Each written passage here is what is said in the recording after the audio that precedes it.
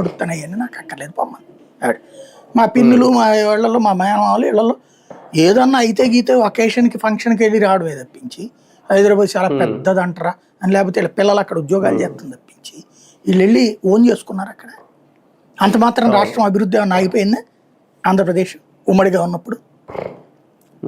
ఇదొక పార్ట్. దాన్ని ఇక్కడ ఏం చేస్తున్నారంటే స్పెసిఫిక్గా ఇదే జీవితం అన్నట్టు చెప్తున్నారు. అది తప్పు. అదే కదా, అది వీళ్ళకి ఉరి ఓ రకంగా. హైదరాబాదు, బెంగళూరు, చెన్నై అనేవి ఉపాధి కేంద్రాలు అక్కడ, ఆదాయ కేంద్రాలు అక్కడ. అవి ఈ 5 ఏళ్ళు కాదు, ఇంకో 15-20 ఏళ్ళు అయినా సాధ్యం కాదు. టైం పడుతుంది, అవ్వదని చెప్పను నేను. 70 ఏళ్లకో 80 ఏళ్లకో దాంట్లో ఏడాదికి ఒక 500,000 కోట్లు ఇట్లా పెరుగుతూ పోతుంది. అది పెరుగుతుంది ఖచ్చితంగా. పెరగకుండా ఎట్ట ఉంటుంది? విజయవాడ పెరగలేదా? గుంటూరు పెరగలేదా? వైజాగ్ పెరగలేదా? అట్టగా అది పెరుగుతుంది. కానీ హైదరాబాద్తో పోటీ పడిపోవడం అనేది ఎట్ట సాధ్యమవుతుంది?